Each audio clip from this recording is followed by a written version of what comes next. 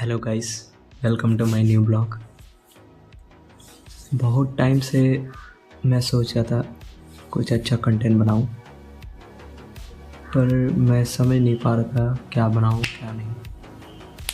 तो फिर बहुत टॉपिक ऐसे सोचा, तो फिर लास्ट में सोच रहा हूँ कि खुद पे ही बनाऊं। अपना ही लाइफ के बारे में बताता हूँ मैं। मेरा बचपन कैसा था, कितना स्ट्रगलिंग था, मेरे घर वालों ने मुझे कैसे पाल पोस के बड़ा किया। पहली बात है, माँ बाप ने तो पाल पोस के तो रखेंगे ही, लेकिन आस पड़ोस, फिर आपका घर परिवार में जैसे बुआ, फूफा, अंकल, आंटी और फिर मौसी, मौसा, ये लोग भी कैसे थे मेरी ज़िंदगी में, उन्हें कैसे हैं वो भी बताऊंगा मैं, एक एक चीज़। और एक मेन चीज़ है इसमें, एक मेरी लाइफ में एक मेरी गौ माता भी थी, जिन्होंने बहुत ही ज़्यादा मदद किया है हमारे जीवन में, हम सबके। मतलब मैं, मेरे दो बड़े भैया, एक मेरी दीदी और एक मैं, लोग चार भाई बहन उसी से पल पोस कर बड़े हुए हैं। वो स्ट्रगल में इतना साथ दिए।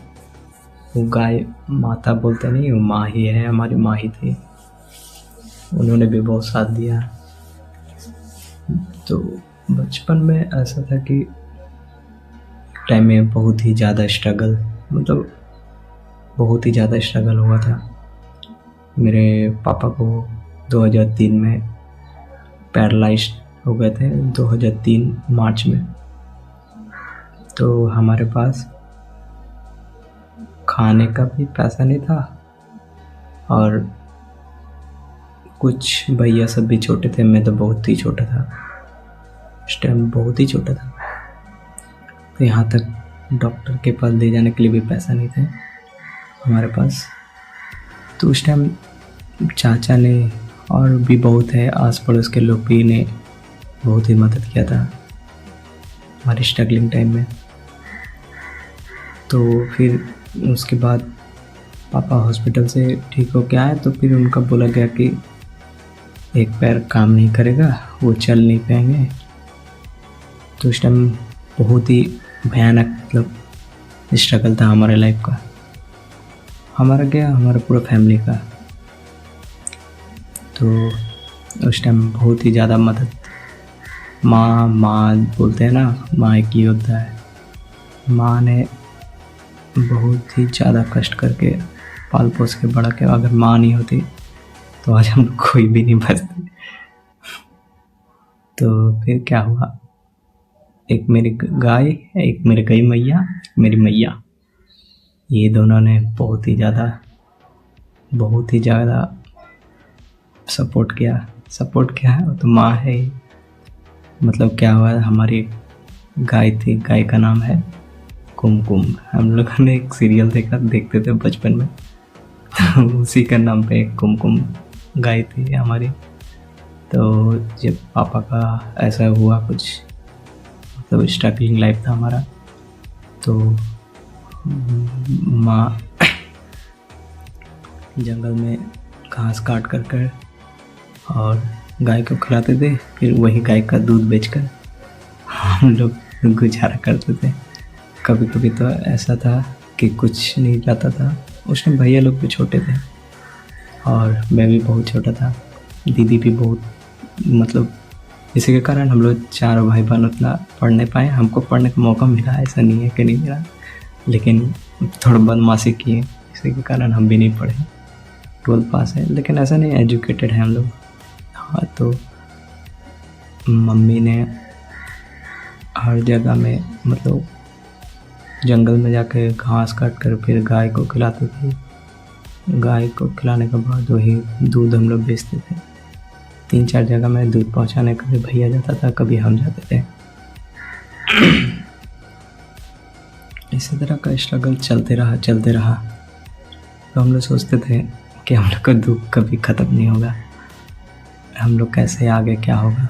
पढ़ने के लिए पैसा नहीं था, तो इसलिए मेरे भैया लोग भी नहीं पढ़ पाए, मेरी दीदी भी नहीं पढ़ पाई।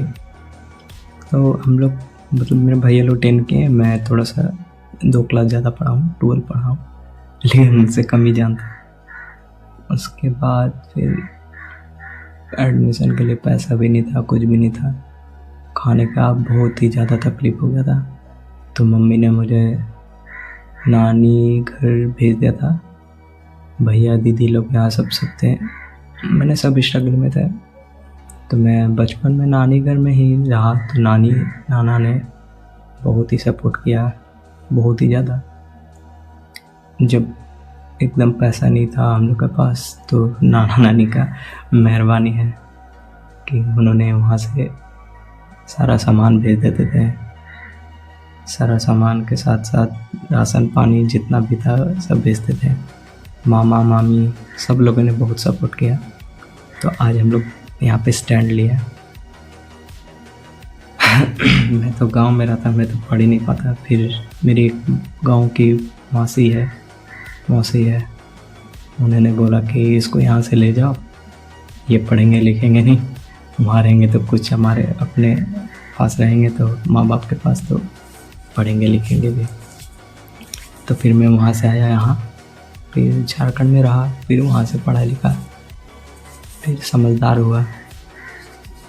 मतलब अच्छा खासा स्ट्रगलिंग लाइफ था, लेकिन उस स्ट्रगलिंग लाइफ में सपोर्ट करने वाले पड़ोसी ही थे, अपने कोई सपोर्ट नहीं करते थे। तो फिर मैं वहाँ से गांव से रिटर्न आया पढ़ने के लिए। तो एक मेरे मामा थे, वो सामने ही फ्लैट में रहते थे, लाल बंगला में, मेरे घर के पास। तो उन्होंने बहुत सपोर्ट किया, मिथिलेश मामा, उनको भूलेंगे नहीं। उन्होंने मेरा एडमिशन कराया था mother Teresa memorial high school में। फिर वहाँ से हम, मेरी दीदी और मेरे भैया लोग भौरा हाई स्कूल में पढ़े।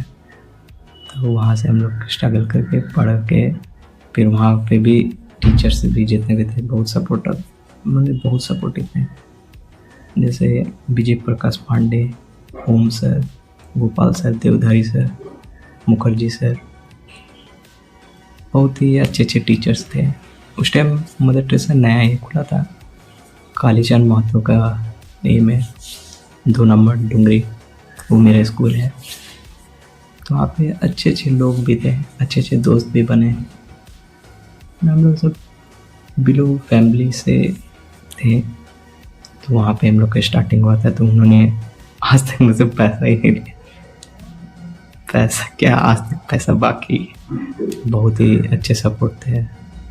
किशोर महतो सर, बहुत ही ज़्यादा स्ट्रगल। तो फिर इतना उनका सपोर्ट था, उनके कारण ही आज मैं 10 पास हो पाया, 12 पास कर पाया, इतना बुद्धि से पाया।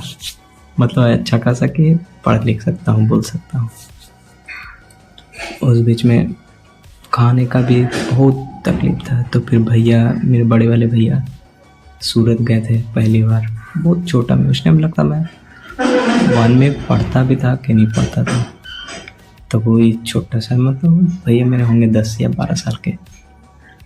वही टाइम भी भैया कमाने के लिए गए थे सूरत पहली बार। फिर सूरत के बाद भी बहुत स्ट्रगल किए हैं हम लोग, करीब बहुत किए हैं।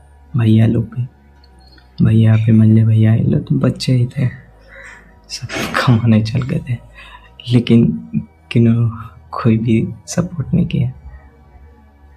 अभी ठीक ठाक है, अभी भी स्ट्रगल चल रहा है, लेकिन अब खुश है।